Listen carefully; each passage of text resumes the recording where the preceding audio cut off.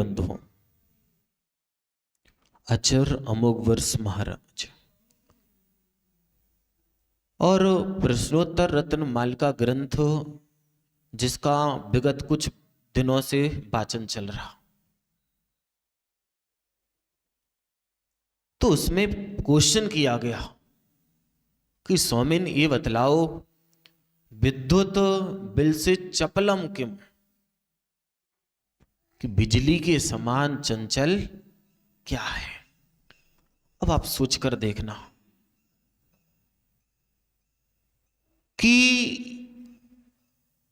बिजली प्लग लगाया आपने वहां पर, मान लो मशीन या मोटर रखी थी दूसरे छोर पर, कितना वक्त लगा, यहां से वहां पहुंचने में कितना वक्त लगा। सुनाई सबको दे रहा, समझ में आ रहा कि यहां हमने प्लग लगाया और करंट वहां पर पहुंच गया, यानी कि चंचलता कितनी थी, चंचलता कितनी थी कि यहां का करंट सीधा वहां पहुंच गया, यानी कि चंचलता। अब देखो आप, चंचल क्या, चंचल, कोई बात नहीं, कोई बात नहीं, चंचलता चलता है। वो तो बच्चा है, लेकिन हम बच्चे हैं कि नहीं, सोचना।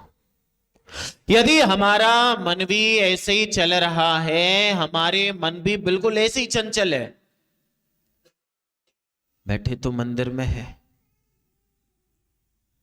वो किसी का फोन आ गया, सुनाई दे रहा भाई, किसी का फोन आ गया, अब तुम्हारा मन कैसा होना चाहिए था, बोल भाई, जो मेरे को थोड़ा थोड़ा दिख रहा, कैसा होना चाहिए था। यदि मंदिर में आकर किसी का फोन बजा और आपने फोन उठा लिया, यानी उस व्यक्ति में अभी तक स्थिरता नहीं आई। पहली बात तो चंचल मन है, कभी भी आप मंदिर आओ, अभिषेक करने आ रहे हो, पूजन करने आ रहे हो, प्रवचन सुनने आ रहे हो, कभी भी मोबाइल लेकर मत आओ। आप तो सोचे थे, आप तो सोचे थे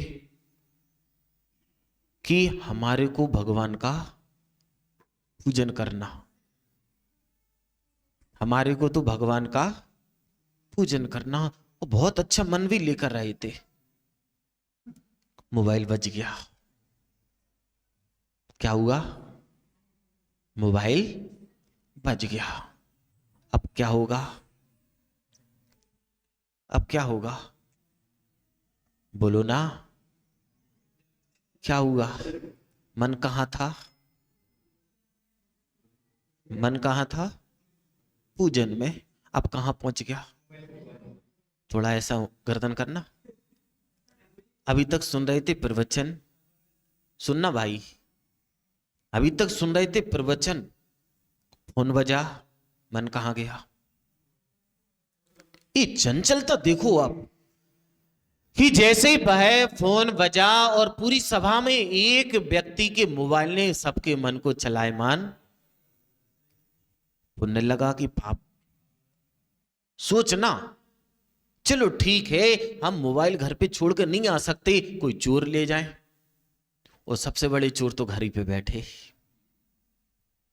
अब लाए भी हो तो कैसे लाना चाहिए, साइलेंट, कि किसी का फोन आ रहा आप तो सामने रख लो, कम से कम हमारा ही मन तो यहां वहां डोलेगा, पूरी सभा तो डोलेगी।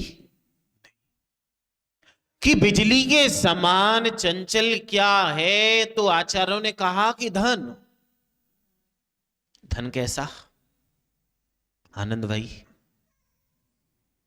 कैसा, बोलो ना, तुम्हें नहीं मालूम,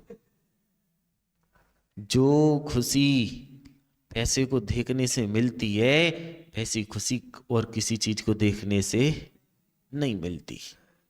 आप कह सकते हो कि बीवी बहुत सुंदर है, लेकिन कब तक? जब तक पैसे की गड्डियां सामने नहीं रखी।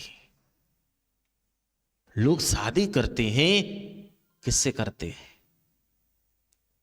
अरे ये लोग अच्छे से बता सकते हैं। जब वो पीछे हमारे गणेश जी बैठे, देखो टिके बिल्कुल लंबोदर। जब इनकी शादी हो रही थी, अब ये नहीं बतलाएंगे, हम बतला रहे। अरे प्रदीप जी की सुनो आप तो कहानी। प्रदीप जी की शादी हो रही थी, लड़की देखने गए, और सत्य गलत जो है वो प्रदीप जी बता सकते, हम तो अपने मन की बता रहे। अब भैया पूछे दहेज में कितना दोगे? बोले 1 लाख। बोले नहीं, 1 लाख में तो हम ब्याह नहीं करें, हम बढ़िया पोस्ट पे हैं, और 1 लाख में लोग कहेंगे कि बताओ। बोले नहीं, कम से कम कितने चाहिए? बोले 5 लाख। कितने? 5 लाख। अब बोले ठीक है 5 लाख ले लो, लेकिन अब ऐसी गाड़ी मिल गई वाह एक्सप्रेस, पता ही नहीं चला कहां जा रही हो कहां पहुंच जा रही। कि शादी किससे किए? धन से किए थे कि व्यक्ति से किए थे? प्रदीप जी कितना दहेज मिला था? एक बार क्या हुआ, अनुराग भाई तुम्हारी को अच्छे से याद होगा। एक व्यक्ति अपने बच्चे को लेके गया शादी करने, तो लड़की दिखाई गई। लड़की बिल्कुल थी भैंस की तरह काली। भैंस नहीं थी, लेकिन भैंस की तरह काली। लड़के ने मना कर दी, पापा हम इससे शादी नहीं कर सकते।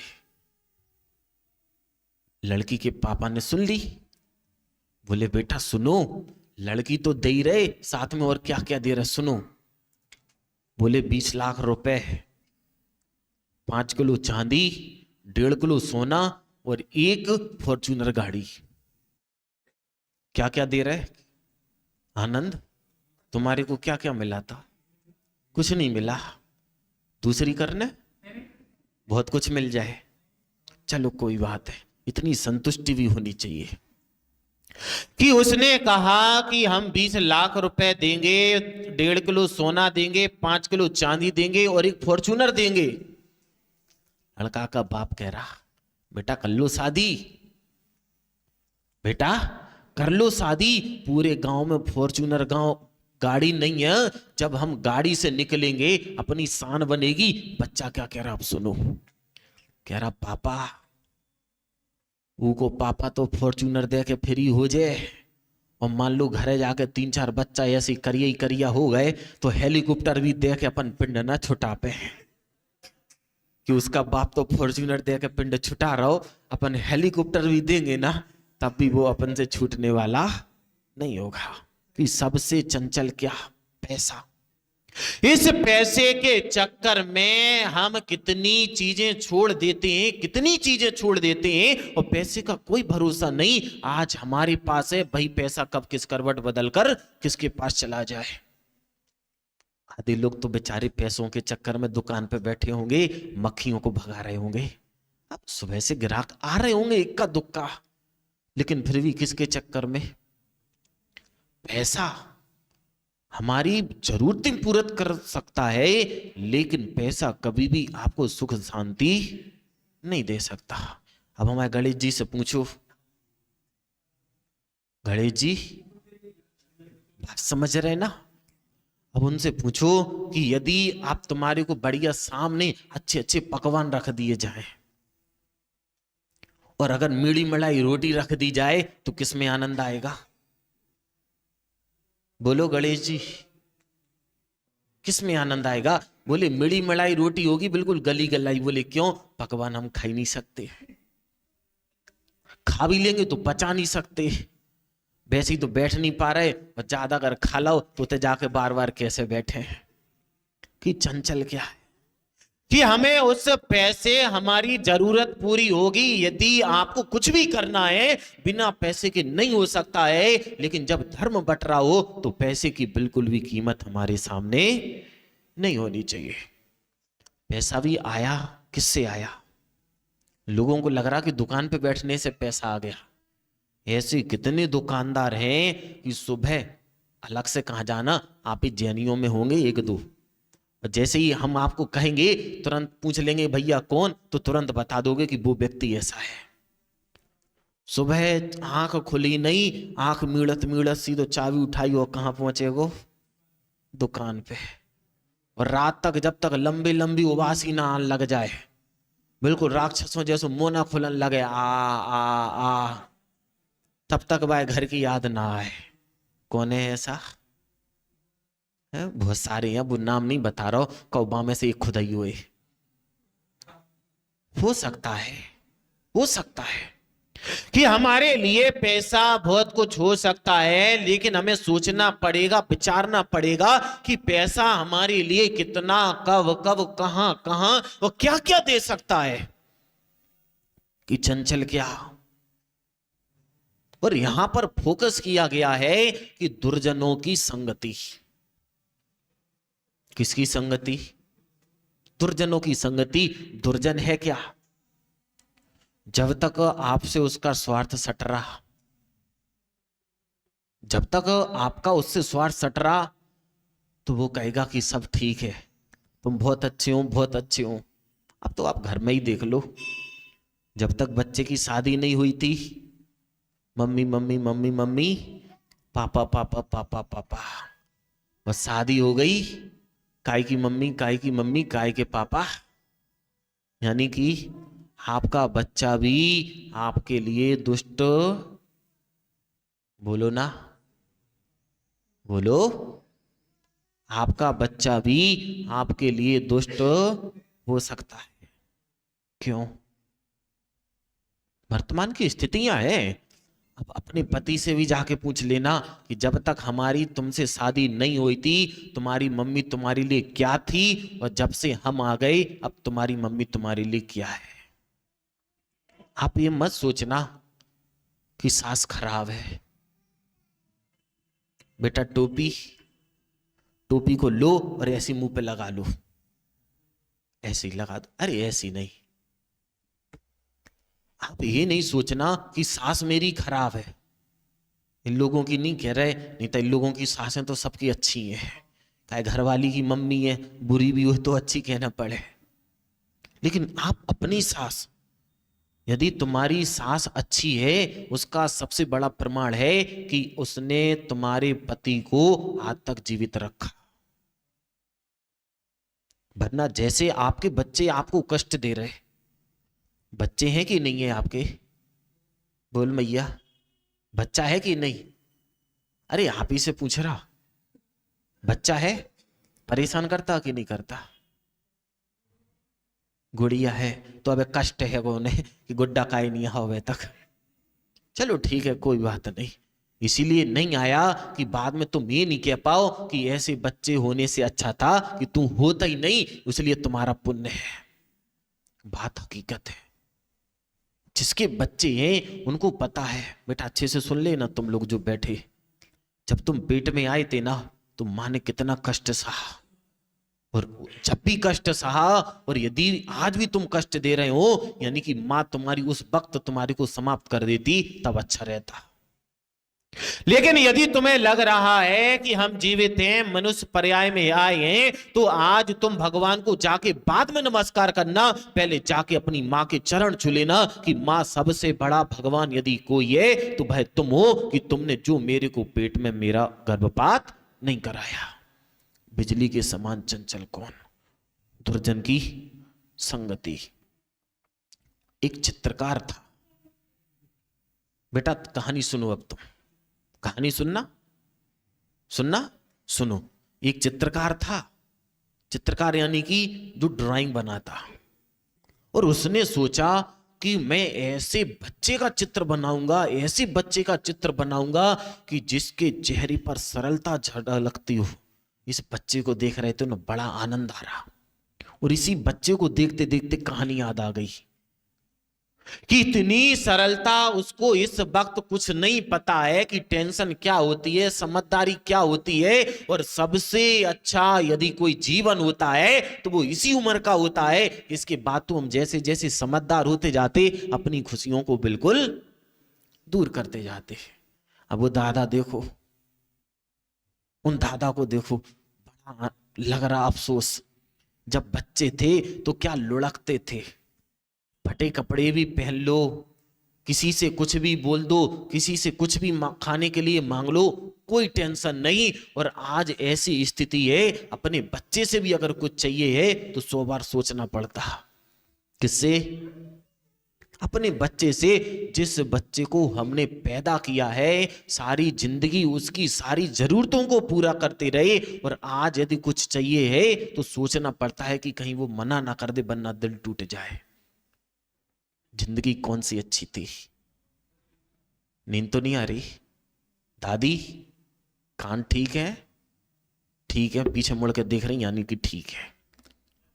कि वह चंचल आखिर है क्या? उसने सोचा एक बहुत अच्छा चित्र बनाना, एक ऐसे बच्चे का बिल्कुल मासूम हो, सरल हो। और ढूंढते ढूंढते एक बच्चे के पास पहुंच गया और उसने उसका चित्र बनाया, उसको बेचा। करोड़ों प्रतियां उसकी वैसे ही हालो हाल बिक गई। अब जब वह मरने लगा चित्रकार, तो उसने याद किया कि मैंने इतनी सारी प्रकृतियां अच्छे व्यक्ति की बनाई हैं, अब एक काम करते हैं कि एक बुरे बच्चे की और बनाते हैं। बच्चा कोई भी बुरा नहीं होता। अब वो बात अलग है कि जब वह उद्यम करता है तो हमारे को बुरा लगने लगता, लेकिन बुरा उसकी हरकतें नहीं होती हैं। जब हमारा दिल बुरा हो जाता है, हकीकत में व्यक्ति तभी बुरा होता है। आप लोगों की शकल अच्छी है कि दिल अच्छा है, कि शकल बुरी है कि दिल बुरा है? प्रदीप जी बोलो ना, दिल बुरा है कि चेहरा बुरा है? बोलो ना। पदम जी दिखाई दे रहा? तुम नीचे देख रहे और ऊपर इशारों कर रहे कि बुरा कौन होता है? कभी शकल बुरी नहीं होती है, जब हमारा दिल बुरा होता है। आपकी बीवी तो कितनी भी अच्छी क्यों ना हो, आपका पति तो शकल से बिल्कुल स्मार्ट क्यों ना हो, लेकिन उसकी हरकतें खराब होंगी तो उस चेहरे को कब तक देखते रहोगे? कब तक देखते रहोगे? 2 दिन, 5 दिन, फिर उसके बाद आप ये कहोगे कि शकल कैसी भी होती लेकिन गुण हमेशा अच्छे होने चाहिए। और उसने सोचा कि एक ऐसे बुरे व्यक्ति का चित्र बनाना है। 1 साल हो गई, 2 साल हो गई, भाई घूमता रहा, लेकिन उसको अनुराग भाई ऐसा कोई बुरा व्यक्ति नहीं मिला। अब उसने सोचा यदि बुरा व्यक्ति चाहिए है तो मेरे को जेल जाना पड़ेगा देखने। जेल में गया और ढूंढते ढूंढते ढूंढते ढूंढते ढूंढते ढूंढते एक ऐसी खूंखार जेल में पहुंचा, और उसने जैसे मिला उसको परमिशन मिल गई। वहां पहुंचा, उसने एक कैदी को देखा और उससे बात की, भैया मेरे को तुम्हारा चित्र बनाना, मेरे को तुम्हारा चित्र बनाना। बोले क्यों? बोले आज से 20 साल पहले मैंने एक ऐसे बच्चे का चित्र बनाया था कि जिसकी करोड़ों प्रकृतियां मैंने बेची और अरबों खरबों रुपए मैंने कमा लिए हैं, और मरने से पहले मैं ये सोच रहा हूं कि एक ऐसे बुरे व्यक्ति का और बना के जाऊं कि उससे बुरा दुनिया में दूसरा व्यक्ति ना हो। बेचारे ने जैसे ही सुना, उसकी आंखों से आंसू आ गए। उसने जैसे ही सुना, उसकी आंखों से टप टप आंसू गिरने लगे। बेचारा डर गया, चित्रकार डर गया कि रो क्यों रहा। बोले चित्रकार भैया, जो तुमने आज से 20 साल पहले चित्र बनाया था वो और कोई नहीं था, मैं ही था जिसका तुमने चित्र बनाया था। बेचारे उसके जमीन पैरों से जमीन खिसक गई। बोले इतना परिवर्तन? बोले कैसे? इतना परिवर्तन बेटा कैसे आ गया? बोले कि मैंने संगति ऐसी की है कि उस वक्त सबसे अच्छा, उस समय पूरी दुनिया में सबसे अच्छा व्यक्ति था तो मैं ही था, लेकिन मैंने ऐसी बुरी संगति की है, उसका फल मेरे को साक्षात दिख रहा है कि तुम्हारे को ढूंढते ढूंढते 1-2 साल हो गए और सबसे बुरा व्यक्ति कौन मिला? मैं मिला। किसने बना दिया बुरा? किसने? उस बुरी संगति ने, यानी कि दुर्जनों की संगति से। कि हम जिंदगी जीते हैं, हमारे इतने मित्र मिलते हैं, इतने लोग मिलते हैं, और हम भी कहीं अलग से नहीं है। कभी हम थे बिल्कुल सज्जन प्रकृति के थे। कैसे थे? सज्जन प्रकृति थे, दया भी हमारे अंदर थी। उस माँ की थोड़ा ही परेशानी देखते थे तो हमारे दिल में दर्द होने लगता था। और हम ऐसे दुर्जन बन गए जब से बीवी आ गई। बात बुरा लगेगा लेकिन सही है। उस बच्चे में परिवर्तन कब आ जाता? शादी के पहले वह मां को परेशान करता था, लेकिन फिर भी उसकी आंखों में थोड़े आंसू रहते थे मां के प्रति। लेकिन कब से वह आंसू बंद हो गए और कब से दिल पत्थर हो गया। आप लोगों को थोड़ा बुरा लगेगा, लेकिन आज जरूर विचार करना कि हर मां यानी कि जो आपकी सास है वह यही सोचती है कि मैंने अपने बच्चे की जब से शादी की है, चाहे भाई खुद बदला हो, भाई खुद बदला हो, परिस्थितियों ने बदलाया हो, लेकिन हर एक मां की आंखों पे यही रहता है कि जब से बहू आई है तब से बेटा बदल गया, बेटा पराया हो गया। उन्होंने पराया करने के लिए आपका विवाह नहीं किया था, इसलिए किया था कि आगे तुम उस परंपरा को, उस संतति को आगे बढ़ाते रहो। वो कहीं ना कहीं यदि आपके घर में हो रहा हो तो आज पति से कह देना कि देखो भैया, हमने तुम्हारे से बिल्कुल नहीं कहा कि मां से ऐसा कहो, पिता से ऐसा कहो, लेकिन नाम मेरा हो रहा। किसका हो रहा? बोलो ना, नाम किसका हो रहा? मेरा हो रहा है। मेरे को ऐसा नाम नहीं चाहिए कि गलती तुम कर रहे हो, मां को परेशान तुम कर रहे हो, पिता को परेशान तुम कर रहे हो, अपनी बहन को तुम परेशान कर रहे हो। और सब लोग यही कहते हैं, भाई नंद कह रही है तुम्हारी कि जब से भाभी आई है भैया बदल गया। सास कह रही है कि जब से बहू आई है बेटा बदल गया। ससुर कह रहा है जब से बहू आई है वह बेटा बदल गया। या तो तुमने बदला है, तो तुमने बदला है, और नहीं बदला है तो आज पति से कह देना कि जितना तुम मेरा ख्याल रखते हो उतना ही ख्याल तुम्हारे को अपनी मां का रखना है, पिता का रखना है, बहन का रखना है। पत्नी तो तुम्हारे को दूसरी मिल जाएगी, लेकिन तुम्हारे को माता पिता दूसरे मिलने वाले। अगर आप भी ऐसा करा रहे हो, अब सास है जैसे तुम्हारी रियल मां है वैसी पति की भी रियल मां है। यदि तुम्हारी मां होती तो तुम क्या करते? तुम्हारी मां होती तो तुम क्या करते? यदि तुम वैसे उस पति की मां के साथ करने लग जाओ तो तुम्हारे को अपनी मां का ज्यादा ख्याल भी रखना नहीं पड़ेगा। आप देखो, घरों की सारी खबरें आती हैं। आप लोगों को लगता है कि महाराज तो बेचारे जब 20-22 साल के थे जब घर से निकल गए बेका जाने, उन्होंने अपने घर की नहीं जानी, लेकिन आज प्रत्येक घर घर की वो जान रहे हैं। प्रत्येक घर घर की जान रहे हैं कि लड़की यानी कि बहू सबसे ज्यादा बात किससे करती? किससे? मां से। क्यों कर रही? क्योंकि उसकी भाभी उसकी मां को कष्ट दे रही। लेकिन ये भी तो हो सकता है कि तुम्हारी नंद तुम्हारी सास से बात कर रही हो। क्यों ना इस परंपरा को तोड़ दिया जाए? लेकिन कब तोड़ सकते? आप अपनी मां से बात करो, कोई मनाही नहीं है, लेकिन अपनी सास से भी बोलो। किसके पास रहते? सास के पास रहते कि सास तुम्हारे पास रहती? हकीकत में कि अभी कह रहे हो? किसके पास? हाँ, सासू के पास रहती, सासू मां के पास नहीं रहते। बोलो ना, किसके पास? हाँ, अब देखो शब्द बदल गए।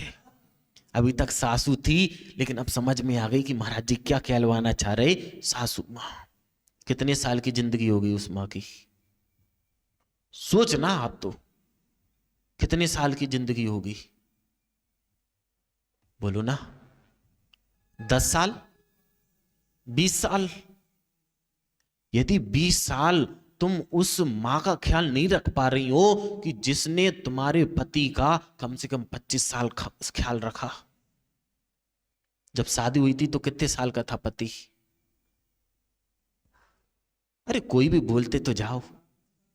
हाँ, अरे तुम ही बताओ, इन लोगों को तो सदमा लग गो, आज गलत जगह आके बैठ गए। इन लोगों को तो सदमा लग गो, आज गलत जगह आके बैठ गए। लेकिन आपको ये नहीं पता है कि आज उस हकीकत को आपने आज समझ लिया तो बुढ़ापे में आपको समझना नहीं पड़ेगा कि महाराज जी क्या समझा रहे थे। आप भी सास बनोगे, या तो बच्चा नहीं हुआ, लड़का नहीं हुआ तो खुशी मनाना, ये अफसोस बिल्कुल नहीं करना कि लड़की हुई है लड़का नहीं हुआ। लड्डू बांटना कि हो भाग हमारे कि लड़कियां हुई हैं लड़के नहीं हुए हैं, बुढ़ापे में हमारे को कष्ट मिलने वाला नहीं है। बिल्कुल हकीकत। वरना जिनकी लड़कियां हो रही ना, बेचारी ऐसे मुंह बना ले तो तनसो कि जैसे एक त्रियंच पर्याय में पहुंच गए। बोले कहा, बोले महाजी 3 लड़कियां हो गई। क्या हो गई? 3 लड़कियां हो गई, यानी कि जब तुम्हारे 2 पैर थे, बुढ़ापे के लिए तुम्हारे 3 पैर है। अभी तुम्हारे 2 हाथ हैं, बुढ़ापे के लिए जितनी लड़कियां हैं आखिर में भाई सहारा है। क्यों? कहीं की ऐसी ऐसी बहूएं बन गई हैं आजकल। इस सासों को नहीं देख रही, अब देखेगा कौन? किसको देखेंगे? बहुओं को। कि सबसे चंचल है क्या ये हमारा मन ही है, वह दुर्जन की संगति। कि बेचारा एक अच्छा व्यक्ति बदल क्यों गया? फलों की टोकरी में, फलों की टोकरी में एक आप सड़ा हुआ फल रख देना, क्या फर्क पड़ेगा? क्या होगा? सब खराब हो जाएंगे। क्यों? यानी कि पूरी टोकरी में एक सड़ा हुआ सेब आया तो सबको खराब कर देगा, और सारे के सारे अच्छे एप्पल मिलकर उस सड़े एप्पल को सही नहीं कर सकते। क्यों? कितने समझदार लोग हैं। हो, क्या आनंद आ रहा। इस नगर में तो कम से कम 1 महीने रुकना चाहिए, कम से कम 1 महीने। अब क्या करें, वक्त कम है, वक्त कम है। बिल्कुल हकीकत है। आपके अंदर कितने भी गुण क्यों ना हो, यदि एक बुराई है तो सारे गुण आपके समाप्त हो जाएंगे। कौन सी कितनी बुराई? एक बुराई।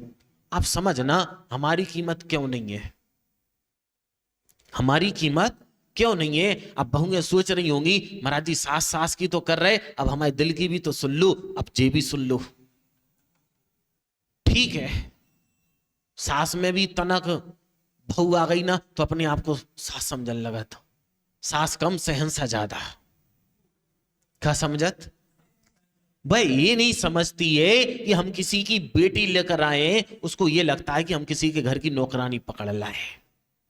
अब कुछ भी कहते रहो और कुछ भी कराते रहो। तो सासों को भी ध्यान रखना चाहिए, बहू बहू ना हो, बहू रानी हो।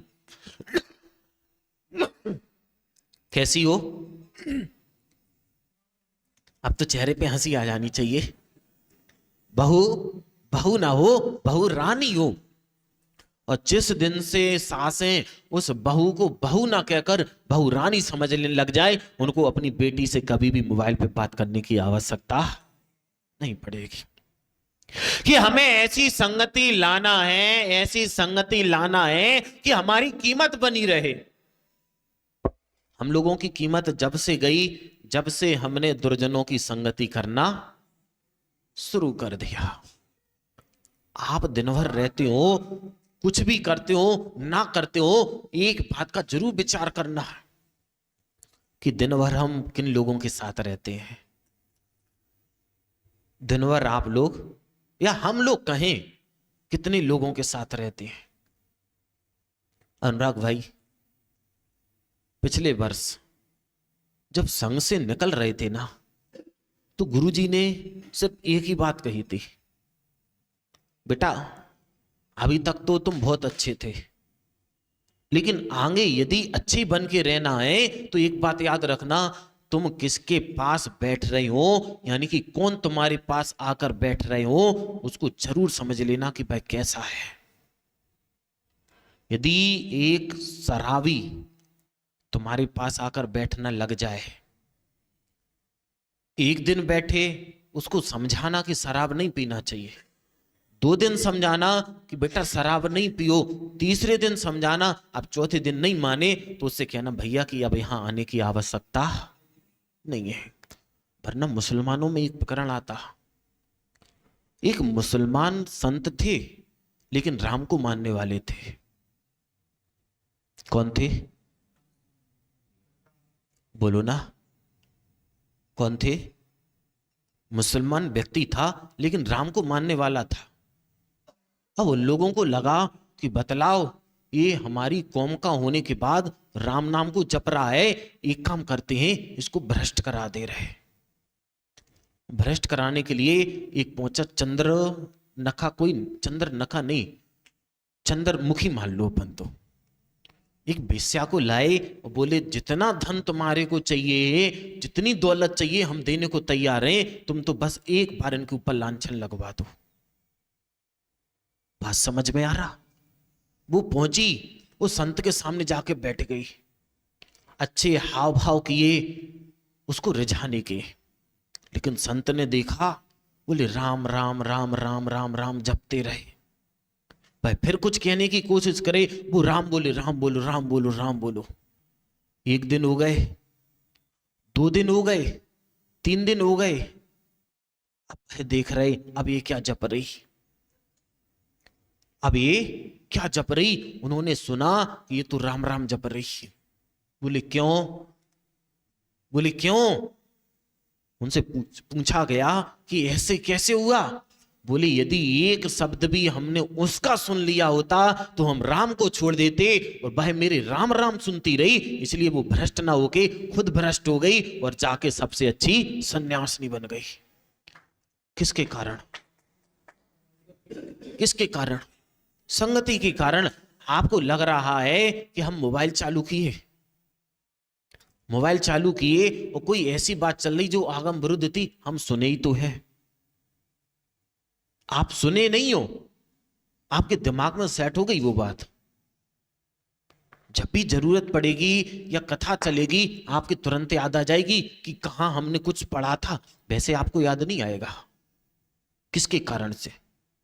मात्र सुने हो आप। दिन भर में हम क्या सुनते हैं क्या नहीं सुनते हैं, बड़े सोच समझ कर जब भी सुनो। आपको तो लग रहा पड़ोसी में लड़ाई चल रही थी, हम तो बस देख ही तो रहे थे। भाई 2 घंटे की मूवी देखी आपने, आप पर कितना असर छोड़कर जाती है।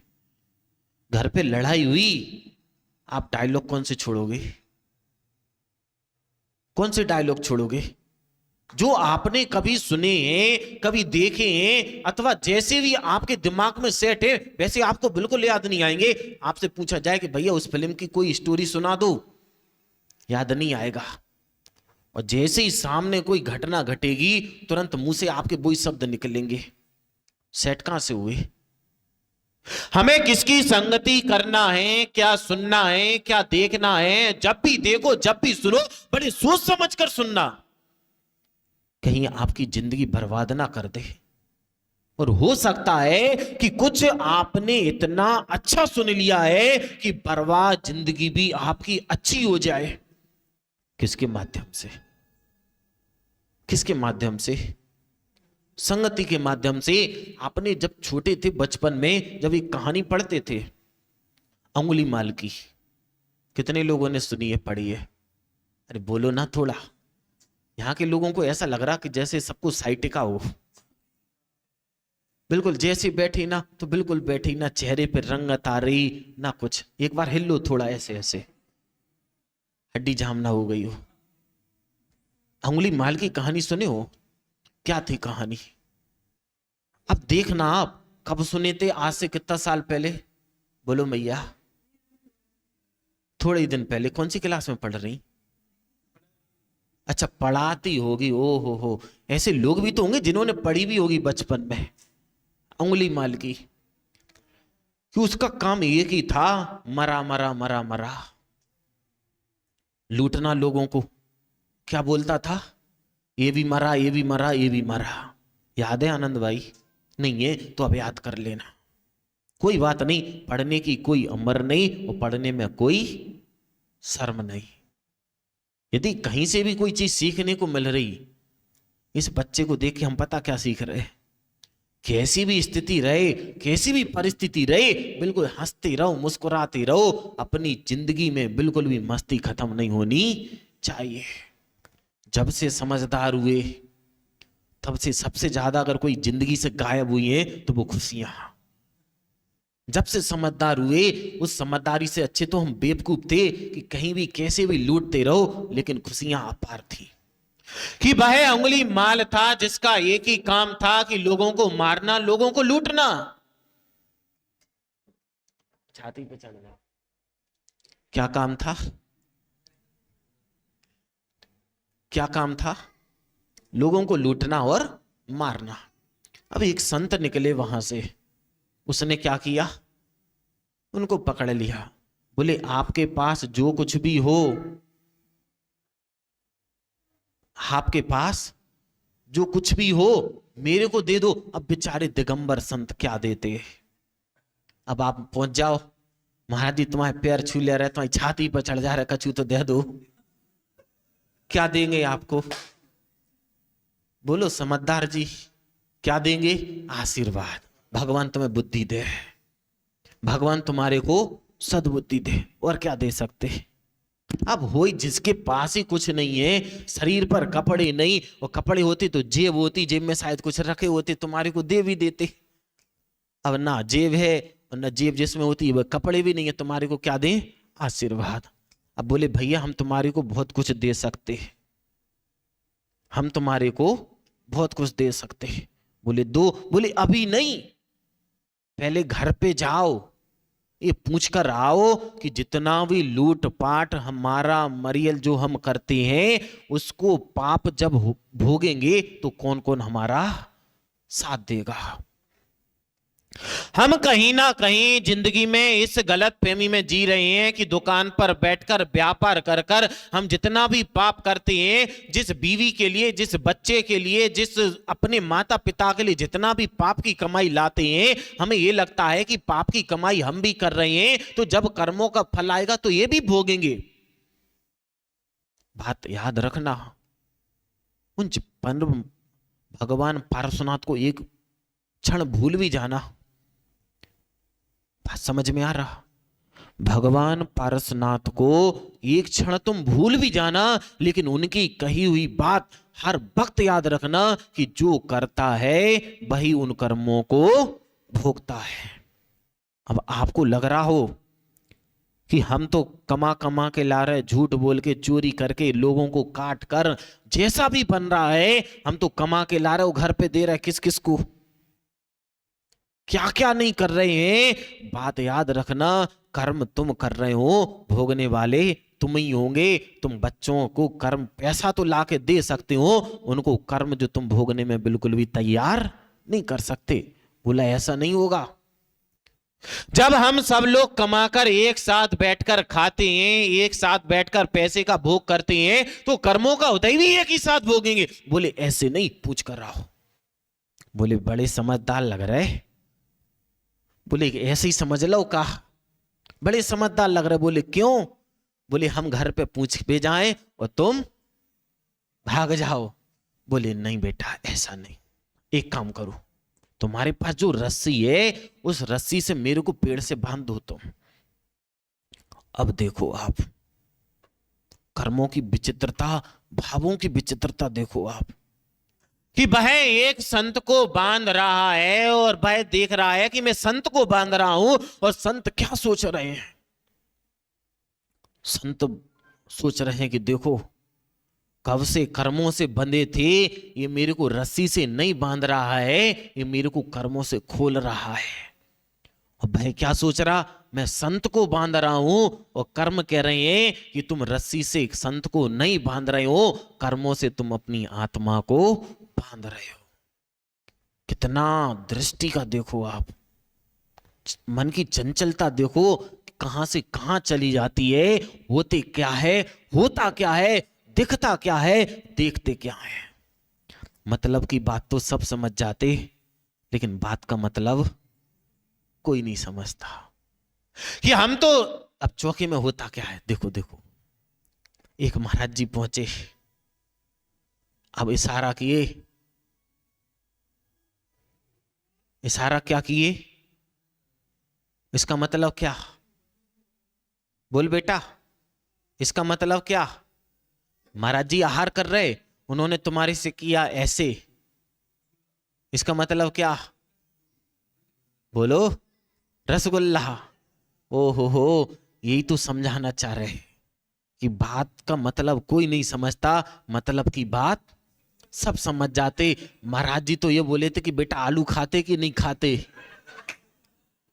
महाराज जी तो क्या बोले, बेटा आलू खाते कि नहीं खाते। अब बच्चा चिल्ला रहा, मम्मी लड्डू ले आओ, महाराज लड्डू मांग रहे। और लड्डू थे चौके में, लड्डू थे चौके में, मम्मी ले आई, महाराज ने मना कर दी, बोले मम्मी लड्डू नहीं रसगुल्ला।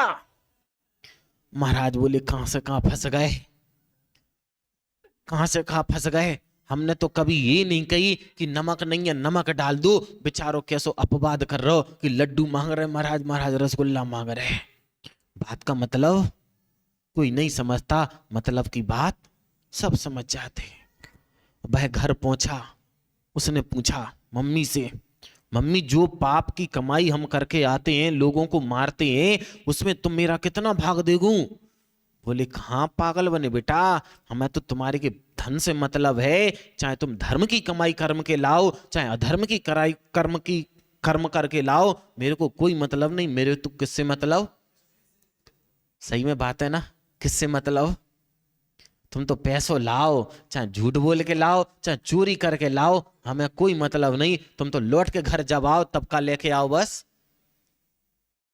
का लेके आओ, पैसे लाओ बस, और हमें कछु मतलब नहीं। तुमने का करो दुकान पे, का बेचो का नहीं करो, कोई मतलब नहीं। उसने बीवी से जाके पूछ ली, उसने भी यही कही, उसने भी यही कही, तुम्हारे धन से मतलब है। तुम तो आओ, बढ़िया बढ़िया साड़ी लेके आओ, अच्छी अच्छी मिठाइयां ले आओ, आइसक्रीम ले आओ, जे लाओ वो लाओ, हमें तुम्हारे उससे कोई मतलब नहीं। उसकी बेचारी की आंखें खुल गई। पहुंचा उसके पास, पहुंचा उसके पास, उस संत से बोला, संत के पैर पकड़ लिए कि हम बहुत गलत फहमी में जी रहे थे, हम बहुत गलत फहमी में जी रहे थे, और ऐसे कितने लोग यहाँ बैठे हैं इसी गलत फहमी में जी रहे हैं, इसी गलत फहमी में जी रहे हैं। उन्हें ये लग रहा है कि हम धर्म नहीं कर रहे। बोले बहुत पैसा है, लेकिन बच्चों के लिए इतना जोड़ के जाना, तुम जितना ज्यादा पैसा जोड़ोगे बच्चा उसका भोग कर पाए अथवा ना कर पाए, लेकिन उस पाप का भोग तो तुम्हारे को ही करना पड़ेगा। आपको लग रहा कि हम तो आलू का त्याग कर दिए, ऐसी कितनी महिलाएं होंगी आलू नहीं खाती, अभक्ष नहीं खाती, लेकिन अपने सास के लड़का के लाने उन्हें खिलाना है। वो तो खारा पाप का भागीदार है, लेकिन उतने ही भागीदार हम भी हैं कि हम उसको अभक्ष बना बना कर खिला रहे हैं। बात समझ में आ रहा। यदि जिस व्यक्ति का आलू का त्याग है, अभक्ष का त्याग है, उसको आज से ही उस बनाने का भी त्याग कर देना। बिल्कुल, बच्चा खाए नहीं खाए छोड़ दो, लेकिन कम से कम भाई तुम्हारा कर्म तुम्हारी आत्मा को तो नहीं खाएगा, भाई कर्म तुम्हारी आत्मा को तो नहीं खाएगा। भाई डाकू, उसने साधु की संगति ऐसी की, ऐसी संगति की कि मरा को छोड़ छोड़, मरा मरा मरा मरा छोड़, उसका उल्टा कर दिया, राम राम राम राम जपने लगा। और भाई संत कोई दूसरा नहीं था, भाई वाल्मीकि थे, जिन्होंने राम के ऊपर पूरी रामायण लिख दी। संगति किसकी,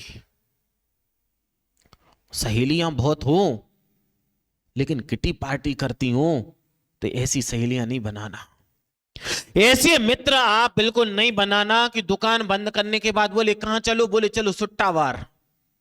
कहां पहुंच लो, सुट्टावार। बोले अब सुट्टा नहीं लगाते तो बोले चाय बार, चाय के ठेका पे पहुंच जाओ, चाय के उस पे पहुंच गए। बोले नहीं, यदि हम चाय नहीं पी रहे हैं तो ऐसे दोस्तों की संगति बिल्कुल नहीं करना जो चाय पीते हो। कब तक बचोगे। ऐसे ऐसे लोग देखे हैं, बोले शराब नहीं पीते थे, शराब नहीं पीते थे, मस्त बहुत अच्छा दोस्त था मेरा।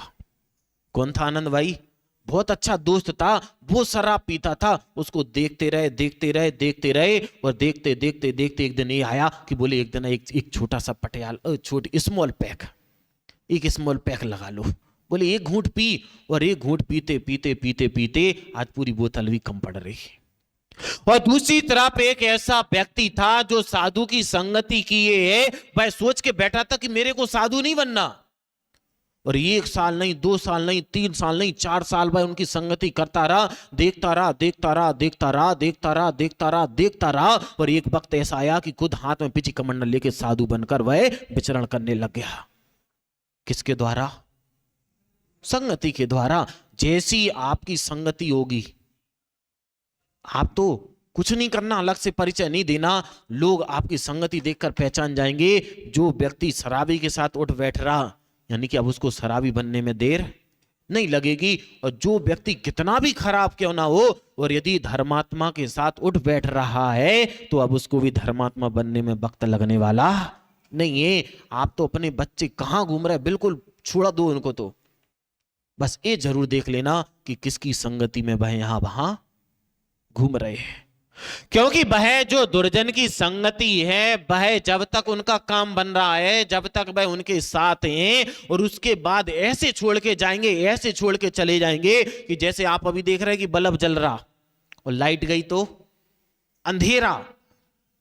कमरे में तो देखा होगा कि जब तक बल्ब जल रहा तो कैसा उजेला, और लाइट गई तो अंधेरा। तुम ये भी नहीं देख पाओगे। हम जब ज्यादा प्रकाश में होते हैं और अंधेरे में जाते हैं तो थोड़ा प्रकाश भी हमारे को ऐसा लगता है कि जैसे बिल्कुल नहीं दिख रहा। आप तो सूरज की रोशनी से आओ कमरे में, लाइट भी जल रही, आपको ऐसा लगेगा कि जैसे यहां पर अंधेरा है। बिल्कुल दुर्जन की संगति आपको ऐसे ही दिलाएगी कि वह रोशनी जो आज आपको लग रहा कि हमारे पास लोग कम हैं, लेकिन ये सोचो कि हमारे पास दुर्जन है कि सज्जन है।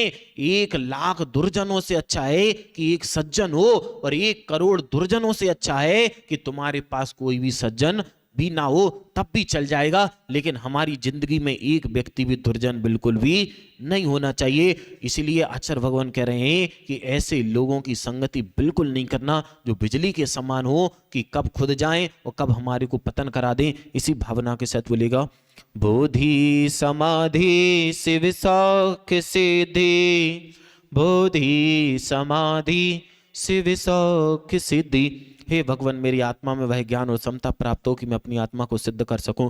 बोले परम पूज्य आकेशी संताचार्य श्री विनिश्चय सागर जी महाराज जी की।